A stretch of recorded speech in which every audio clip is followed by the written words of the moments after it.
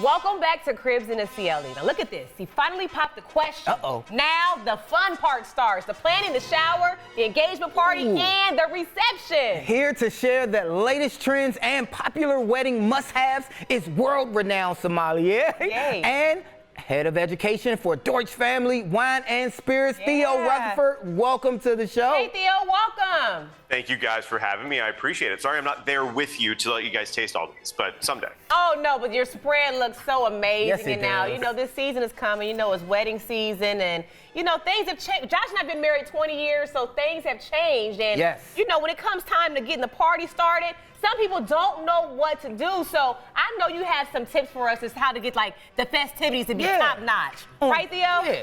I try, you know, and things might not have changed as much as you think. They're actually coming back to some of those classic things. There you go. But honestly, what it's all about, we got to remember, it's about the friends and family that are there. So what we're trying to do is take a little of the guesswork out of it and save you a little bit of money so that you can actually spend that money on the DJ or the cover band or the food or whatever else you want to spend that money on, and not necessarily breaking your budget on what people are going to be drinking all night. I love Now, is that Josh wine right there? Now, was that on purpose?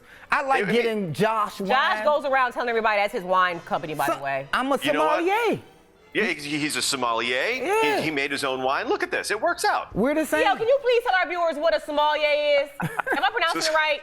You are pronouncing it right. A sommelier is a wine expert, basically. It's just somebody that knows way too much about grapes. But you actually had to take a test for it, right? To be certified. I did have to take several, yeah. You didn't take the test yet. Why you try to put me on blast? Oh. I'm a avid sommelier. Now, Theo, can I just say this? When I get to the, you know, the after party or the, what's it called, the reception, excuse me, I'm gonna tell you, I get a little disappointed when there's a cash bar. But if they had a setup like you have right there, I would be willing to pay every dime for what you got in front of you.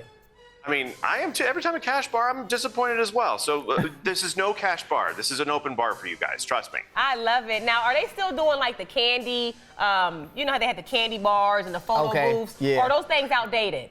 You know, I think we're coming back to a little bit more classic things like the bubbly tower that's behind me or personalized cocktails. Now, I know candy bars or dessert bars, it's a little bit more of a regional thing, especially I know like Pennsylvania, a dessert bar is a big thing, or cookie bars, for instance. But I think we're coming back a little bit more away from those sweeter trends and into a little bit more just sort of having fun with this stuff. Are you able to talk to us a little bit about what you have in front of you? Because we do see the Josh wine right there. What else you got? So the Josh wine, what we did was we did do a bubbly tower behind me. So when people are walking into that reception and you have a bubbly tower pouring that lovely Josh Rosé Prosecco into that, the color that's flowing down into those glasses, people are gonna know that once you start doing that, the party is getting started, and it's getting started in the right kind of way. Just make sure that they don't take the glasses from the bottom, that they take the glasses from the top, because we do not need that tower crashing down. Yeah, we gotta have somebody over there standing right there, up from the top, top down. You would think that would be self-explanatory, but when you get a few drinks in you, a few Joshes in you. There's that one friend that is always gonna do that. Always gonna try, but it looks beautiful, and that Prosecco, that rosé color, oh my goodness, perfect. Now, is personalized cocktails an option, or do we have to stick to the one white and the one red wine option? So personalized cocktails are absolutely an option, but make it easy on yourself. Do something classic like a margarita and an old fashioned,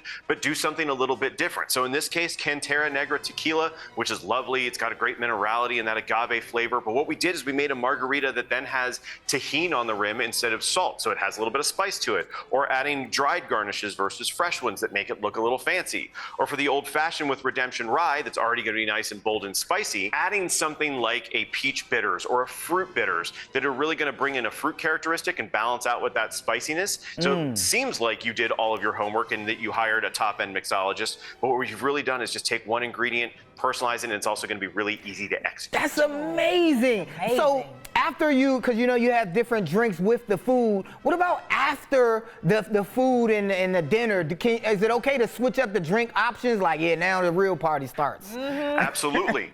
And we want people dancing all night, right? So the espresso martini, we all know that that's making a comeback. If you have not seen an espresso martini, you have not been in a bar or restaurant in the last 12 months. So doing that, just making it a little bit different. And again, going back to that tequila using Cantera Negra, but Cantera Negra also has a cafe version. And that cafe is going to be 100% agave with a little bit of Mexican espresso beans steeped in that. So it brings in a lovely espresso flavor. Plus the color is great. You throw a little bit of fresh espresso or fresh coffee coffee into that, making that espresso martini, you are going to have your guests caffeinated and dancing all night. Ooh, I would love that. That bottle looks so amazing. Because you know how you get sleepy at the end of the weddings and receptions? That's the thing, because sometimes, you know, drinking alcohol can make you a little sleepy, but if you got that espresso in there, it perks you right back on to keep the party going all night long. Keep it going. Yes, you got an amazing spread right there. Can you please tell our viewers where can they go for more information on all those products in front of you? Absolutely. So for a little bit more information on anything that you need, it's going to be deutschfamily.com. It will have all the information on the products in front of me, and hopefully you find one you like. Thank you so much, Theo. Now, viewers, look, y'all heard us say it. If you know anybody that's planning a wedding in the near future, cash bars are going to be hit us on the pockets. But if you have what he had in front of you, I pay every cent. Look, we got more Cribs in the Ceiling. Don't you go anywhere. We'll be right back.